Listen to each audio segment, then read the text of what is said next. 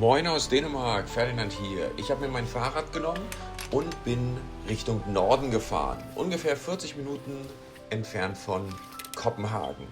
Heute dabei habe ich das Haven Tent, das ich schon mal in verschiedenen Videos gezeigt habe, jetzt in der Infobox.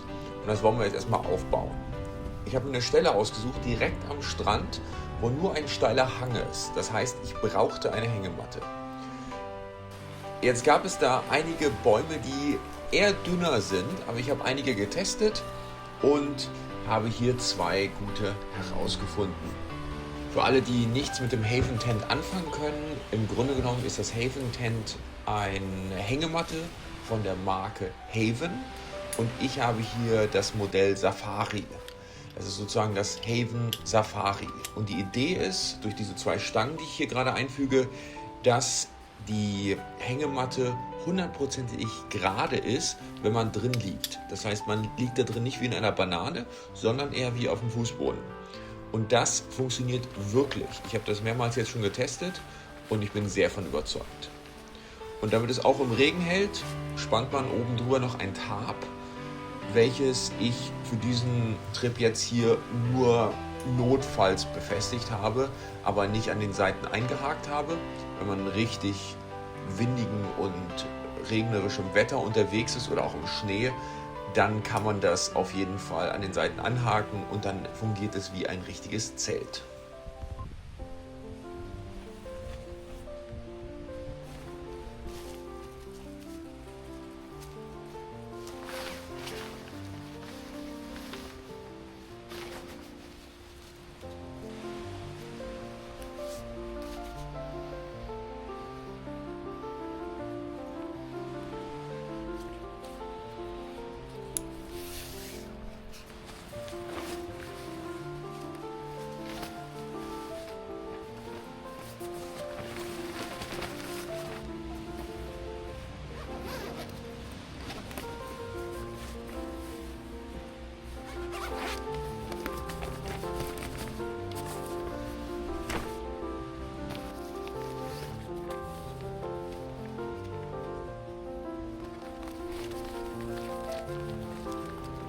Zusätzlich zu den zwei Stangen im Haven Tent, welche die Wände auseinanderhalten, kommt jetzt eine spezielle Isomatte hinzu, welche die Luftkammern vertikal hat und dadurch zusätzliche Stabilität bietet und damit kommt der hundertprozentige Zustand zustande, dass man wirklich hundertprozentig in der Waagerechten liegt.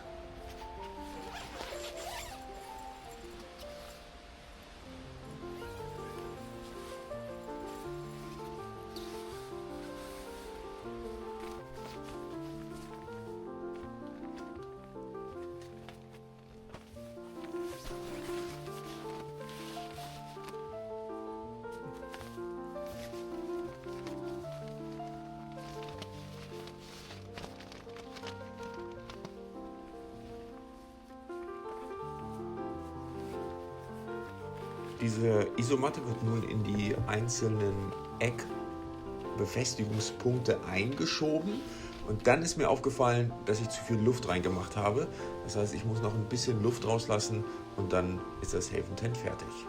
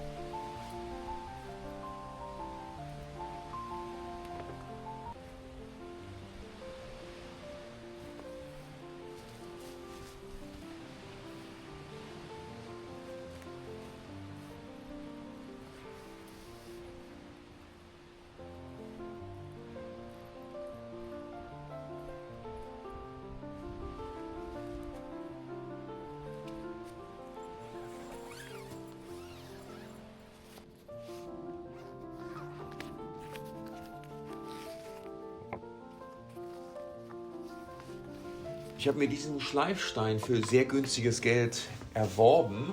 Leider stand jetzt nicht dabei, ob es sich um einen Wasserschleifstein handelt oder nicht. Ich habe es das erste Mal jetzt mit Wasser probiert, vorher eingeweicht und jetzt mit Wasser beträufelt. Lasst mir doch gerne in den Kommentaren wissen, ob das ein Wasserschleifstein ist oder wie man sowas herausfinden kann.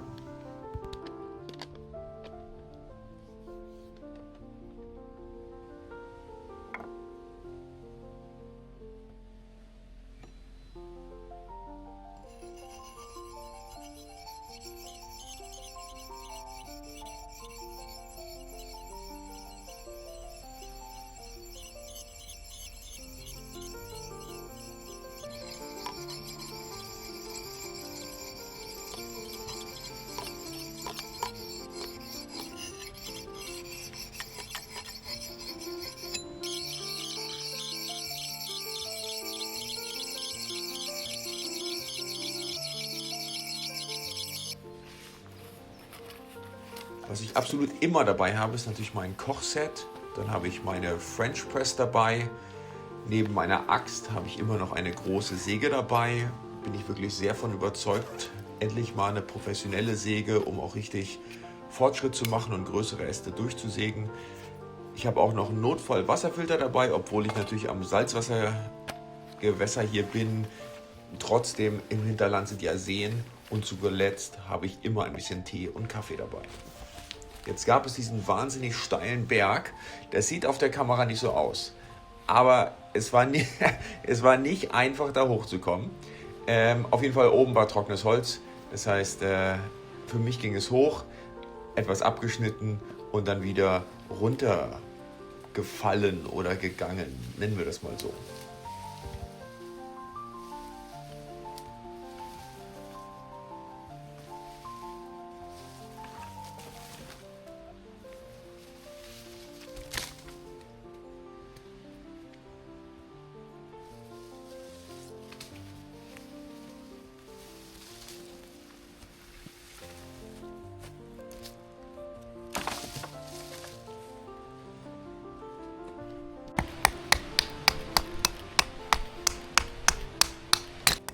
Nachdem ich mir beim letzten Trip die Axt in der Hand versenkt habe und dann den Trip abbrechen musste, ab jetzt immer bei Axtarbeiten Handschuhe werden getragen, die schnittfest sind. Ich habe zwar einen Feuerstarter dabei, wie sonst auch. Auf gut Deutsch ist das für mich getränktes Stroh mit Wachs. Zwei Naturprodukte, die wahnsinnig mir dabei helfen, mein Feuer anzumachen. Und trotzdem greife ich gerne auf die Idee zurück, Baumrinde zu verwenden, dadurch, dass das Feuer noch ein kleines bisschen schneller angeht und ich vielleicht dadurch auch weniger oder gar keine Feueranzünder benötige.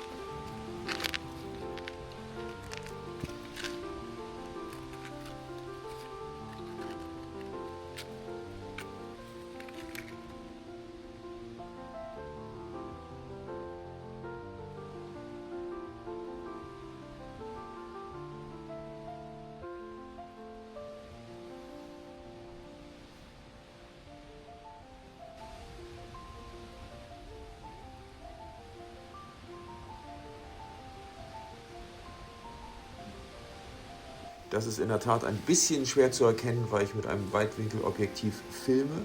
Aber wer genau hinschaut, der sieht mich da hinten schwimmen.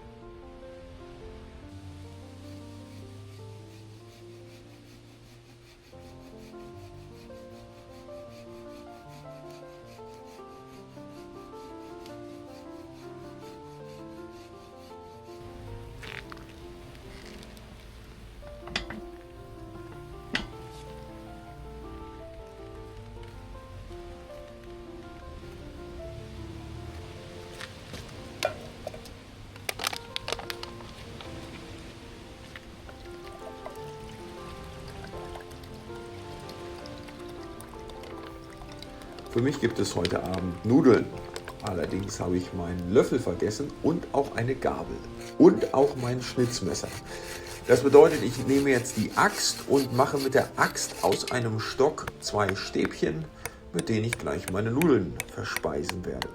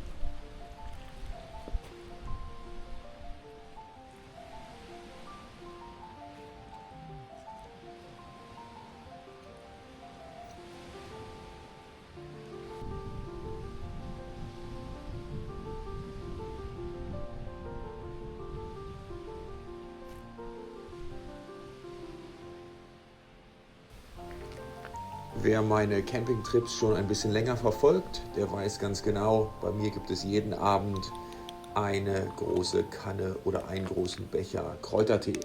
Das habe ich mir bei meinem Vater abgeschaut und das gibt es jeden Abend, wenn ich unterwegs bin.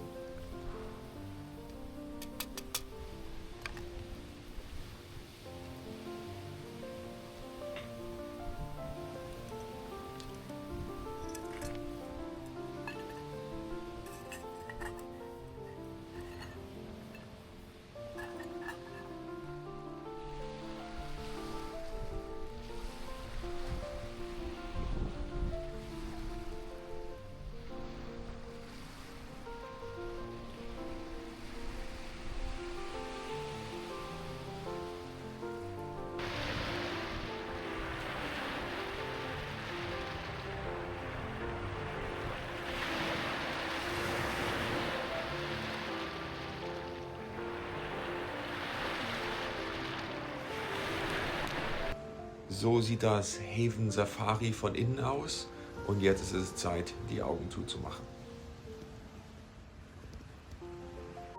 Die Nacht war kalt, ich hatte einen zu dünnen Schlafsack dabei.